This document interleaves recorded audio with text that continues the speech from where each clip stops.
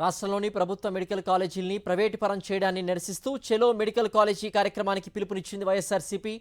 ప్రైవేటీకరణకు వ్యతిరేకంగా కర్నూలు జిల్లా ఆదోని వైద్య కళాశాల వరకు ర్యాలీ నిర్వహించిన వైఎస్ఆర్సీపీ శ్రేణులు అక్కడ ఆందోళన చేపట్టారు.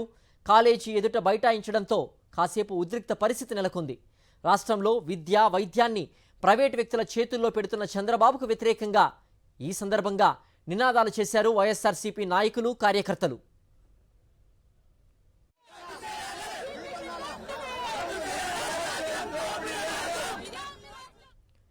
ఇదే అంశానికి సంబంధించి మరింత సమాచారం ఆదోని నుంచి మా ప్రతినిధి లోకేష్ అందిస్తారు. మెడికల్ కాలేజీలను ప్రైవేటీకరణను వ్యతిరేకిస్తూ వైఎస్ఆర్ కాంగ్రెస్ పార్టీ పెద్ద ఎత్తున ఆందోళన చేస్తున్న పరిస్థితి కనపడుతుంది. ఈ యొక్క ఆదోని మెడికల్ కాలేజ్ దాకా ఈ యొక్క విద్యార్థులతో కలిసి నిరసన ర్యాలీ నిర్వహించడం జరిగింది. ఈ అంశంపై మాట్లాడేందుకు వైఎస్ఆర్సీపీ నాయకులు ఉన్నారు. వారితో మాట్లాడే ప్రయత్నం చేద్దాం. ఏమంటారు, ఎట్లా చూడొచ్చారు అంటారు? ఒక కార్పొరేట్ వ్యవస్థకు మెడికల్ కాలేజీలను ప్రభుత్వం సంబంధించిన మెడికల్ కాలేజీలను అప్పచెప్తే పరిస్థితి ఏ విధంగా ఉంటుంది అనుకుంటున్నారు? మీ ప్రభుత్వానికి ఇలాంటి ఆలోచన రావడమే చాలా దురదృష్టకరం. వైఎస్ జగన్మోహన్ రెడ్డి గారు పేద ప్రజలకు, విద్యార్థులకు మంచి అవకాశం ఉండాలి, నీట్లో వాళ్ళందరికీ కూడా వాళ్ళకి అవకాశాలు రావాలని 17 మెడికల్ కాలేజెస్ని ఇవాళ తీసుకురావడం జరిగింది. ఈ 17 మెడికల్ కాలేజెస్ వల్ల ఎంతమంది విద్యార్థులకు వేరే ప్రాంతాలకు పోకుండా లోకల్గా వాళ్ళకి చదువుకునే అవకాశం దొరుకుతుంది.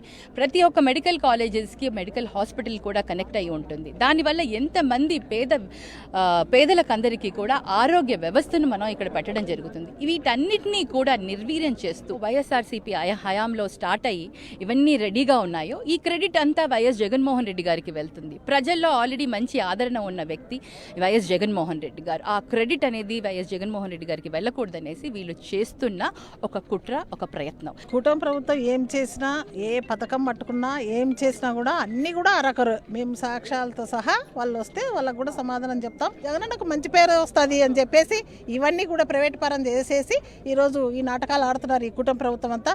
ఎందుకంటే వాళ్ళు చేసేటివన్నీ కూడా దొంగ నాటకాలే. చంద్రబాబు నాయుడు గారు ఏం చెప్పినా దాంట్లో అర్థము అనేది ఉంటుందో పరమాత్మకే తెలుసు. కానీ ఆయన ఏం చేసినా కూడా ఆహా ఓహో ఇప్పుడు తెచ్చేస్తాడు అనే విధంగా అనే మాట్లాడతాడు. కానీ దాంట్లో ఏమీ ఉండదు. ఈరోజు అసెంబ్లీలో మీరు సోదరులు చెప్పుకుంటూ మీరు కథలు అల్లుకుంటూ మీరు మాట్లాడుకుంటూ ఈరోజు మీరు అసెంబ్లీ నడుపుతున్నారు. ఈరోజు మా వాళ్ళు ఎంత టైం అడిగినా కూడా మాకు మీరు టైం ఇస్తే మేము వస్తామని అంటున్నారు మా వాళ్ళు. కానీ టైం ఇస్తే మనం అడిగే ప్రశ్నలకు వాళ్ళు ఆన్సర్ ఇవ్వాల్సి వస్తుంది, ప్రజలంతా చూస్తారని ఒక విధానంతో ఈరోజు మన ఎమ్మెల్యేలు అందరినీ కూడా టైం ఇవ్వకుండా రారని చెప్పుకుంటూ ఉన్నారు. ఎక్కడైనా సరే సింగిల్ టెండర్ వస్తే దాన్ని ఎక్కడ కూడా ఎవరు యాక్సెప్ట్ చేయరు. కానీ ఆ సింగిల్ టెండర్ను కూడా యాక్సెప్ట్ చేసే విధానంగా ఈ ప్రొక్యూర్మెంట్ అంటూ ఈరోజు ఈ ఆల్రెడీ చాలా రెడీగా ఉన్న మన ఆదోని అయితేనేమి, మార్కాపురం, మదనపల్లి, పులివెందుల 4 కాలేజీలను కూడా ఈ ప్రొక్యూర్మెంట్ అంటూ వాళ్ళు డెసిషన్ తీసుకోవడం, జీవో ఇష్యూ చేయడం జరిగింది. ఇది నిజంగా చాలా అన్యాయము. మళ్ళీ రేపొద్దున వచ్చేది మన జగనన్న గవర్నమెంటే. జగనన్న వచ్చినాక ఖచ్చితంగా ఈ ప్రైవేటైజేషన్ చేసిన ప్రతి ఒక్క మెడికల్ కాలేజీని కూడా మళ్ళీ గవర్నమెంట్ చేస్తూ మళ్ళీ ఖచ్చితంగా తీసుకొని వస్తాడని చెప్పి నమ్ముతాను. ఎంతో మంది పిల్లలు ఈ రోజు ఇంగ్లీష్ చదవాలంటే ఇంగ్లీష్ వద్దంటారు.